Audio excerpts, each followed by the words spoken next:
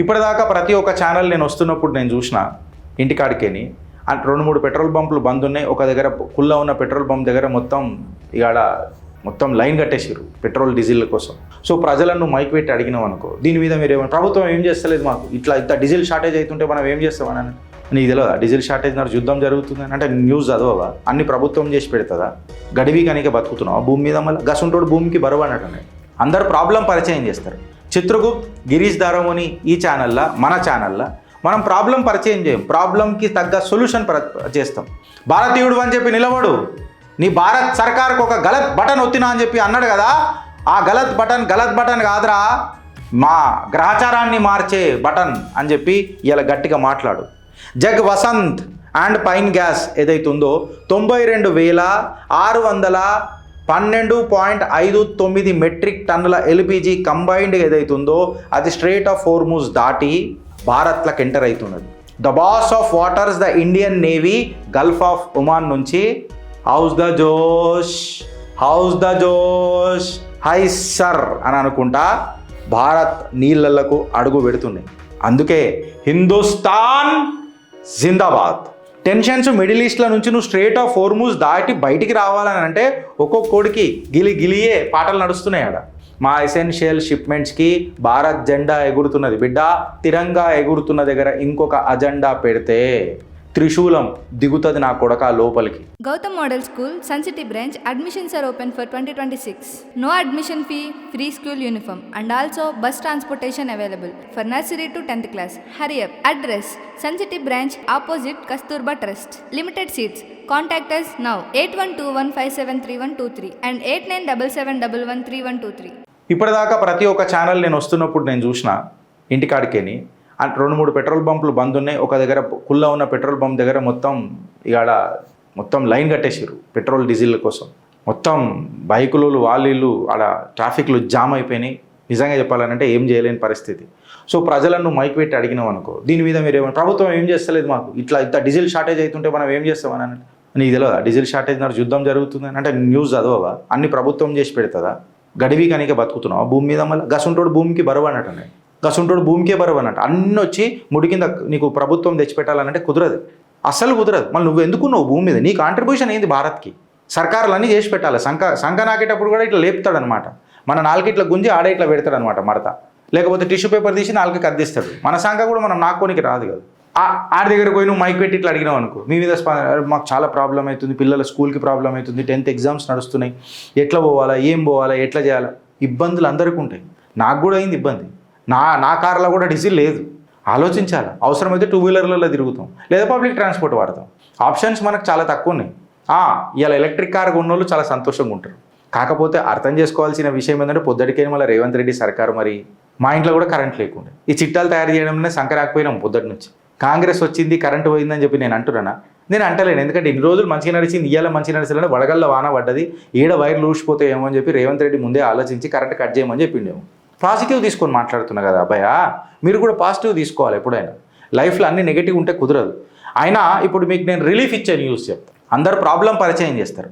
చిత్రగుప్త్, గిరీష్ దారమోని ఈ ఛానల్లో, మన ఛానల్లో మనం ప్రాబ్లం పరిచయం చేయం, ప్రాబ్లంకి తగ్గ సొల్యూషన్ చేస్తాం. భారతీయుడు అని చెప్పి నిలబడు, నీ భారత్ సర్కార్కి ఒక గలత్ బటన్ ఒత్తినా అని చెప్పి అన్నాడు కదా, ఆ గలత్ బటన్ కాదురా, మా గ్రహచారాన్ని మార్చే బటన్ అని చెప్పి ఇలా గట్టిగా మాట్లాడు. 92,000 టన్నుల ఎల్పిజి ట్యాంకర్ ఇవాళ హోమ్రూస్ క్రాస్ అయింది. భారత్ యొక్క నేవీ సురక్షితంగా ఇండియన్ వాటర్స్లకు దాన్ని తీసుకొని వస్తుంది. Jag Vasant and Pine Gas ఏదైతుందో 92,612.59 మెట్రిక్ టన్నుల ఎల్పిజి కంబైన్డ్ ఏదైతుందో అది స్ట్రేట్ ఆఫ్ హోర్ముజ్ దాటి భారత్కి 26 లేదా 28 మార్చ్ లోపల భారత్లకు ఎంటర్ అవుతున్నది. 60 ఇండియన్ సేఫియర్స్ ఆన్ ద బోట్ దీన్ని డైరెక్ట్గా తీసుకొని వస్తున్నారు. ఎల్పిజి ట్యాంకర్ల పేరేంది ఫ్రెండ్స్? జగ్ వసంత్ ఇంకా Pine Gas. Successfully Strait of హోర్ముజ్ని క్రాస్ అయిపోయినాయి. గల్ఫ్ ఆఫ్ ఒమన్ నుంచి ఏదైతే నా భారత navy, the boss of the waters, it's more than United States of America and United Kingdom my dear. The boss of waters the Indian Navy Gulf of Oman నుంచి how's the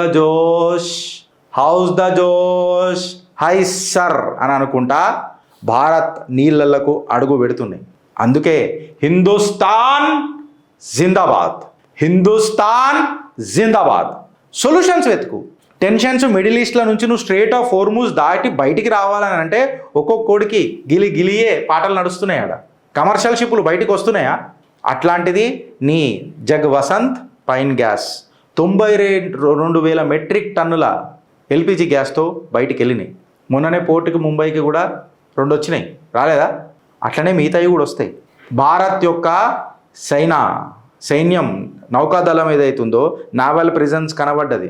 మా essential షిప్మెంట్స్కి Bharat జెండా ఎగురుతున్నది. బిడ్డ, తిరంగా ఎగురుతున్న దగ్గర ఇంకొక agenda పెడితే త్రిశూలం దిగుతుంది నా కొడక లోపలికి. తిరంగా ఎగురుతున్న దగ్గర గెలుకొద్దు, ఎందుకు? త్రిశూలం దిగుతుంది. అది ఇవాళ ప్రపంచానికి నా సైన్యం, నా నౌకాదళం ఇస్తున్న స్టేట్మెంట్. ఇది ఇండియన్ పోర్ట్స్కి 26 నుంచి 28 మార్చి లోపల వస్తున్నది. ఇంత సప్లై డిస్రప్షన్స్లల్లా ఎవ్వడికి కూడా పోతలేవు, భారత్కి ఖచ్చితంగా వస్తున్నాయి. ఇది ఎందుకు చెప్పరబ్బా? ఓ పెట్రోల్ పంపు దగ్గర ప్రాబ్లం ఏమైంది అని చెప్పి మైక్ పెట్టుకునే జర్నలిస్టులు, మాట్లాడే యూట్యూబర్లు, మాట్లాడే స్పందించే ప్రజలు, వాళ్ళకు కూడా ఏమడుగుతున్నానంటే, ఇది గ్లోబల్ క్రైసిస్ బ్రదర్. గ్లోబల్ క్రైసిస్లో నువ్వు ఉంటావు, నేను ఉంటా, అందరూ ఉంటారు. అందరం ఉన్నప్పుడు అందరితో మనం ఉంటామా, లేకపోతే నా ఒక్కడికి దొరకాలని చెప్పి మాట్లాడతావా? ఎస్, దీన్ని ఎక్స్ప్లాయిట్ చేస్తారు, బ్లాక్లలో తీసుకురానికి ప్రయత్నం చేస్తారు. నిజంగా షార్టేజ్ ఉంటుందా లేదా తెలియదు, కావాలని కూడా చాలామంది చేస్తారు. పెట్రోల్ పంపులు బ్లాక్లలో అమ్ముకోనిక కూడా చేస్తారు. ఇదే కదా సమయం అమ్ముకోనికే. సో మళ్ళీ ఇలా సర్కారులు ఏం యాక్షన్ తీసుకుంటాయి ఈ బ్లాక్ మార్కెట్ అనేది మనం ఆలోచించాలి, దాన్ని ప్రశ్నించాలి. గ్లోబల్ క్రైసిస్ వచ్చినప్పుడు ఖచ్చితంగా దాని మీద చర్చ ఏంది, ఏ రకంగా ఉండాలని అంటే భారత్కి వైపు ఉండాలి, రాజకీయం వైపు ఉండొద్దు. అపోజిషన్ పార్టీలలాగా మనం కూడా ఆలోచిస్తే ఎట్లా బ్రదర్? ఇప్పుడు నన్ను అంటారు బత్తాయి అని అంటారు కదా, మళ్ళీ మీరేంది? మీరే పండు, మళ్ళీ బనానా, కట్ బనానా, దానిమ్మనా, లేదా సపోటా కాలా? ఎవర్రా మీరు? నేను అడుగుతున్నా వాళ్ళందరినీ. నువ్వు ఏ రకంగా ఉంటావు? నేను భారత్ పక్కన ఉంటా, పక్కకు పెడతా, జరుపుతా భారతీయ జనతా పార్టీ నట్ సైడ్. చలో డన్. ఇప్పుడు భారత్ వైపు మాట్లాడదాం. నాకు కూడా ప్రాబ్లం ఉందిగా, నేను సొల్యూషన్ వెతుకుతా. పెట్రోల్ రూపాయి పెరిగిందంటే ఛాతి కుత్తుకుంటారు, ఛాతి చీరుకుంటారు. నువ్వు చీరుకుంటే ఏమవుతుంది? భూమి మీద ఒక బరువు తగ్గుతుంది. నీసుంటాడు బతుకుడుదండు కానీ నాసుంటాడు అంటాడు. సొల్యూషన్స్ ఏ రకంగా వస్తున్నాయి అనేది నువ్వు ఆలోచించు బ్రదర్. ప్రపంచం ఏ రకంగా పోతుందో కూడా చూద్దాం. మళ్ళీ నేను ఏమంటా అంటే, ప్రతి ఒక్క జర్నలిస్ట్ని, ప్రతి ఒక్క యూట్యూబర్ని ఈ దేశాలకు కూడా తిరుగుమంటున్నా. భారతదేశంలో ఇది షట్ ఆఫ్ కాలే. కంప్లీట్గా ఫ్యూయల్ రేషనింగ్ అనేది ప్రపంచ దేశాలల్లో ఒక సంక్షోభమైంది. నువ్వు శ్రీలంకలోకి ఇట్లా తీసుకొని చూస్తే క్యూఆర్ బేస్డ్ ఫ్యూయల్ పాస్లు ఇస్తున్నారు. ఆడ ప్రైవేట్ వెహికల్స్ ఏవైతే ఉంటాయో 15 లీటర్లే ఇస్తున్నారు వారానికి. పబ్లిక్ ట్రాన్స్పోర్ట్లు అయితే నీకు 200 లీటర్లు ఇస్తున్నారు అంతే. క్యూఆర్ కోడ్ పెట్టి డిజిటల్గా. నీకు స్లోవేనియాలో ఫ్యూయల్ పర్చేసెస్ అనేది 30 లీటర్స్ ఫర్ కార్లకు ఇస్తున్నారు, 200 లీటర్లు ఫర్ ట్రక్స్కి ఇస్తున్నారు, స్టెబిలైజ్ చేయనీకే. నీకు స్లోవేకియాలో డీజిల్ కోటాలు పర్ బయర్ పెట్టేసిండ్రు, షార్టేజ్లను కరబు చేయనీకే. ఎస్, నువ్వేదన్నా మాట్లాడితే బ్రదర్, నువ్వేదన్నా మాట్లాడితే ఆ మాటలు అనేది ప్రభుత్వానికి ఉపయోగపడేటట్టు ఉండాలి. ప్రభుత్వాన్ని నువ్వు ఆడనేది నేను సపోర్ట్ చేస్తా. నువ్వేం సొల్యూషన్ ఇవ్వవు, నీ ప్రాబ్లమే చెప్పుకుంటావు. నువ్వు ప్రాబ్లం చెప్పుకోనికి నువ్వు ఎందుకురా? నీకు జంతువుకి ఏం తేడారా? అట్లీస్ట్ అది ప్రాబ్లం చెప్పుకోదు, సర్వైవ్ అవుతుంది. సర్వైవల్ టాక్టిక్స్ యూజ్ చేస్తుంది జంతువు. నీకు నోరిచ్చి, దిమాకిచ్చి, కాళ్ళిచ్చి, మెదడిచ్చి, కళ్ళిచ్చి, మాట్లాడడానికి నోరిచ్చి, ఇది అంత ఇచ్చినాక కూడా నువ్వు ఒక సిగుదప్పిన జీవితమే కదరా నీది. నీ ప్రాబ్లమే చెప్పుకుంటావు. ప్రభుత్వాన్ని నిలదీసి ఏ రకంగా ఈ షార్టేజ్లను ఎట్లా అరికడదాం. నేను ఇప్పుడు కారు వాడేటోని, నేను 2 వీలర్ మీద తిరుగుతాను అంటున్నా కదా. అమ్మ నేను ఎండకు మాడిపోతానంటే మళ్ళీ నీ అందం మరి మిస్ వరల్డ్వి నువ్వు. ఇవాళ ప్రపంచ దేశాలకు ఏ రకంగా పోతుందో చూద్దాం. కంబోడియాలో 1/3 of the petrol station shut down అయినాయి. లావోస్లో ఫ్యూయల్ స్టేషన్స్ మొత్తం డిస్రప్ట్ అయిపోయినాయి. నార్మల్ ట్రావెల్ అనేది ఆగిపోయింది. బంగ్లాదేశ్లో కంప్లీట్గా ఏదైతే మేజర్ ఆయిల్ డిపోట్స్ ఉంటాయి చూడు, అక్కడనైతే కంప్లీట్గా మిలిటరీనే పెట్టి పడేసారు. షట్ డౌన్లో కాడికి వద్దాం. ఇప్పుడు బంగ్లాదేశ్లో యూనివర్సిటీలు, ఫారెన్ కరికులం స్కూల్స్, కోచింగ్ సెంటర్లు ఇవన్నీ ఎలక్ట్రిసిటీ డిమాండ్ లేక షట్ డౌన్ అయిపోయినాయి. గ్యాస్ షార్టేజెస్ 4 నుంచి 5 స్టేట్ రన్ రిఫైనరీ ఫర్టిలైజర్ ప్లాంట్లకు కూడా దొరుకుతలేదు. ఈజిప్ట్లో తీసుకుంటే, ఈజిప్ట్ గురించి ఏం మాట్లాడతాం కానీ, మాల్స్, రెస్టారెంట్స్, రిటైలర్స్ ఇవన్నీ బంద్ అయిపోయినాయి. 9 PM తర్వాత బంద్. ఇల్యూమినేటెడ్ బిల్లీ బోర్డ్స్ ఉంటాయి చూడు, పైన పెద్ద పెద్ద ఇల్యూమినేటింగ్ అడ్వర్టైజ్మెంట్ బోర్డులు, అవి కూడా బంద్. కమర్షియల్ ఆస్పెక్ట్స్ మొత్తం బంద్. నీ భారత్ అట్లా ఇంకేం చేయలేదు కదా నీ భారత్ సర్కార్. నా బాధ నేను పడతా, నువ్వు భారతీయుడు లెక్క గర్వించు అని చెప్పి మాట్లాడుతుంది కదా. ఇలా పబ్లిక్ లైఫ్ కాడుకొద్దాం. పాకిస్తానే తీసుకుందాం. ప్రేమించేటోళ్ళు చాలామంది ఉన్నారు కదా దేశంలో. పాకిస్తాన్ దురంధర్ సినిమా తీస్తే చాతుకుతుకున్నారు కదా, మళ్ళీ పాకిస్తాన్ ఎగ్జాంపుల్ తీసుకోవాలి కదా. గవర్నమెంట్ ఆఫీసెస్ కంప్లీట్గా 4 డే వీక్ అయిపోయినాయి. స్కూళ్ళు కాలేజెస్లకు అలా రిపబ్లిక్ డే చేసుకొని అన్నారు రా నాయన, రిపబ్లిక్ డే చేసుకొని అన్నారు పాకిస్తాన్ వాళ్ళు. ఇంకేం మాట్లాడతావు పాకిస్తాన్ గురించి నువ్వు? ఫిలిపైన్స్లో నువ్వు తీసుకున్నావు అని అనుకో, వాళ్ళు కూడా 4 డే వీక్కి దిగిపోయినారు. గవర్నమెంట్ ఎంప్లాయీస్ మొత్తం ఎనర్జీ యూసేజ్ కోసం కట్ షార్ట్ చేశారు. శ్రీలంకలో ఎవ్రీ వెనస్డే కూడా పబ్లిక్ హాలిడే డిక్లేర్ చేశారు స్టేట్ వర్కర్లకు, యూనివర్సిటీ పౌరులకు అందరికీ. బంగ్లాదేశ్లో 5 గంటల పాటు కరెంటు పోతున్నది, రోజుకి 5 గంటల పాటు కరెంటు పోతున్నది. గార్మెంట్ ఎక్స్పోర్ట్ సెక్టార్ తప్ప మిగతా ఇండస్ట్రీస్కి అన్నిటికీ కరెంటు కోత ఉన్నది. గార్మెంట్ ఇండస్ట్రీ ఎందుకు అంటే వాళ్ళకి ఫారిన్ ఎక్స్చేంజ్ వస్తుంది కాబట్టి. గ్యాస్ మొత్తం ఫర్టిలైజర్కే ప్రొడక్షన్, పవర్ ప్లాంట్స్ కోసమే పెట్టిండ్రు, ఫర్టిలైజర్ కోసం.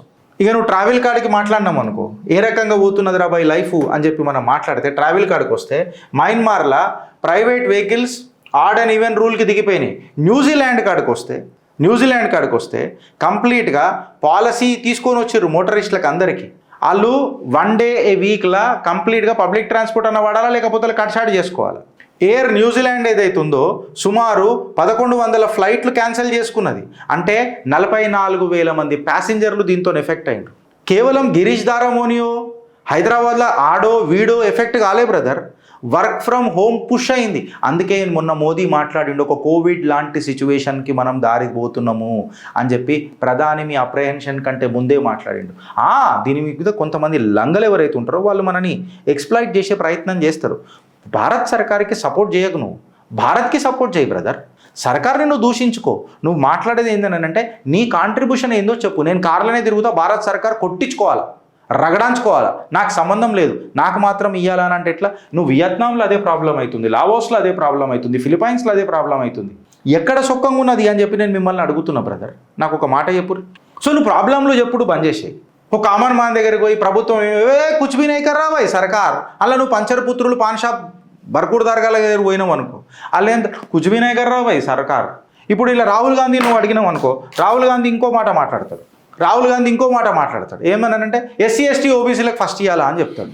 ఇది భారతదేశ పరిస్థితి, దుస్థితి. ఎస్సీ ఎస్టీ ఓబీసీలకు ఫస్ట్ ఇవ్వాలి. ఫస్ట్ నేనే దానికంటే ఇంకెక్కువ అవుతుంది. ఫస్ట్ ఎస్సీ ఎస్టీ ఓబీసీలకు ఎంతమందికి పెట్రోల్ పంపులు ఉన్నాయి? ఎస్సీ ఎస్టీ కోటా కింద పెట్రోల్ పంపులు ఇస్తారు సార్, మీకు తెలియదు. ఆయన అడిగినా అంటాడు, ఇది నేను రూమర్గా చెప్తున్నా, జోకేస్తున్నా. అందులో కూడా మళ్ళీ పెట్రోల్ పంపులో కాకుండా ఎంతమందికి పోయాలా, ఎన్ని లీటర్లు పోయాలా, అందులో కూడా రిజర్వేషన్ పెట్టమంటాడు మళ్ళీ రాహుల్ గాంధీ. ఇప్పుడు పీతి కూడా కాలు కంటింది అనుకో, అకార్డింగ్ టు రాహుల్ గాంధీ ఎట్లుంటుంది అని అంటే, ప్రకృతి కూడా ఎస్సీ ఎస్టీ ఓబీసీకి అన్యాయం చేస్తుంది. ప్రకృతి అగ్రవన్య కులాలకేమో పీతి అంటుతలేదు, వీళ్ళ కాళ్ళకి అట్లెట్లు అంటుతుంది. ప్రకృతి కూడా ఆలోచిస్తుంది. అబ్బా కరెక్ట్ కదా. ఇట్లాంటి వాళ్ళు భారతదేశంలో ఉన్నన్ని రోజులు ఇంకా ఏం మాట్లాడతాం ఫ్రెండ్స్? నువ్వు ఆలోచిస్తావా లేదా అనుభవిస్తావా? భారత్ మాతాకి జై.